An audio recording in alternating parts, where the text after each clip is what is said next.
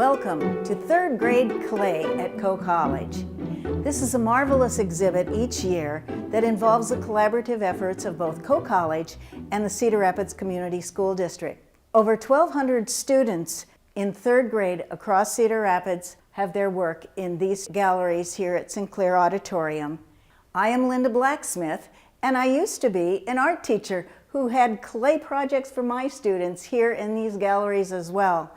Now, I am the docent for the exhibit, and I will take you on a little tour of all of these beautiful artworks done by our third graders in Cedar Rapids. The first exhibit is from Viola Gibson School with art teacher Marty Brown.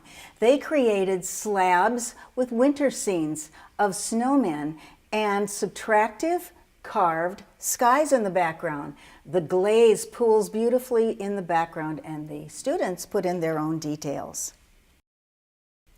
Now you're seeing monsters from Monsters, Inc. Actually, these students at Truman Elementary with Kathy Houston, art teacher, created their own monsters for a Monster, Inc. interpretation. Look at all of the color and uniqueness of every single sculpture. Nixon Elementary says the sky is the limit, and they are all taking off in their own hot air balloons. These are created with slabs, and pattern is extremely important, both subtractive and additive patterns. They even created patterns in their baskets and their self-portraits.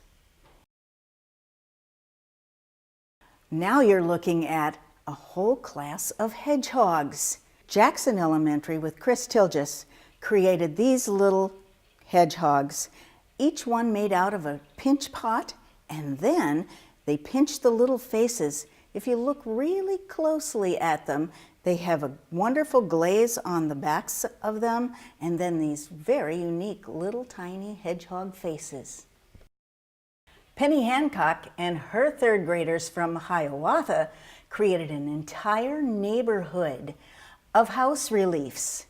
They're created with slabs and lots of varied windows, doors, roofs, and patterns. They even used a unique resist system in order to create all of the vibrant colors with oil pastels and an ink overlay. Aren't they beautiful? I'm in the midst of Angry Birds and Pigs. Hoover Elementary third graders with Amy Leicher were inspired by the Angry Birds game, and so they created their own characters and painted them in very unique ways. Kenwood third graders decided to celebrate the Day of the Dead and learn about the celebration that Mexican and Latin American children often celebrate. The art teachers at Kenwood, Barb McCuskey and Ryan Fisher, worked together on this project. They created sugar skulls and marigolds, both sculptural and relief, and painted them as well as used special colorful markers, just as the students in Mexico do to create their sugar skulls. Barb McCuskey and her third graders at Johnson were studying about Van Gogh. They were inspired by the sunflowers. You can see all of the bright colors of the sunflowers and the cool colors in the background.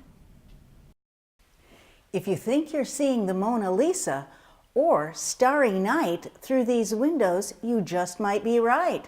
Heather Mesher and her third graders at Erskine Elementary created windows out of clay, and then they actually painted their favorite artworks inside, so we're looking through the window to see the art.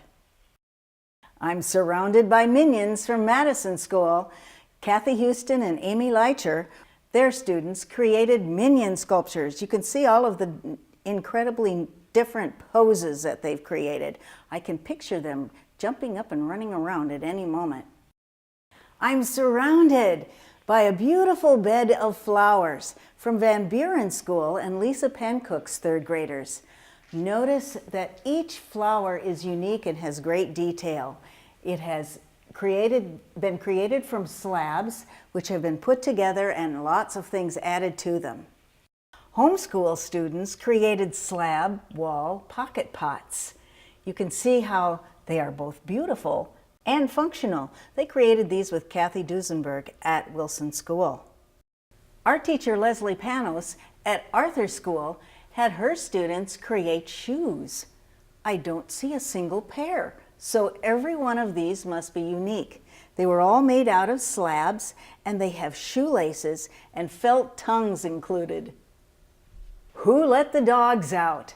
I think the third graders at Pierce did, with Dee Hubler as their art teacher. They studied the designs and patterns of Henry Matisse, as well as several clay techniques, slab for the dog houses, and modeling to create every unique dog in their own little personality and positions. I'm in amongst more flowers in another flower garden. This one created by Heather Mesher and Lisa Pancook, who also teach at Garfield. Look at the detail. These were based upon a study of Georgia O'Keeffe, and you can see how if you zoom in, you can see the glorious, beautiful interiors of the flowers. Grant third graders look like they've been to Africa. The art teacher, Renee Riedich, worked really hard to teach the students about slab building and also adding lots of details.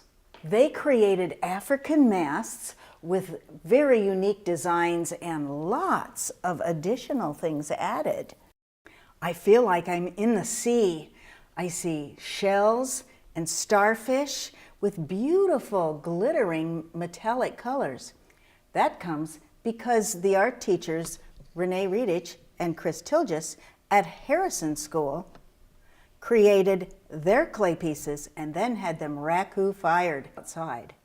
Grant Wood third graders, with their art teacher Tamara DeLigi, created these face jugs, or what I call them, mug jugs, and they created them using slabs wrapped around a pop can, and then added all kinds of personal fun details that would make their crazy, funny face on the front. Third graders at Taylor Elementary, with art teacher Teresa Crawford, created their fish based upon the book Swimmy by Leo Leone.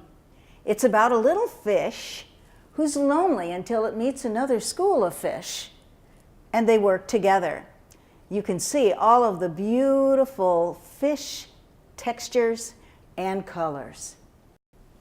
Students at Wright Elementary, with Gina Fisher, art teacher, were excited to learn about Keith Haring's Bodies in Motion.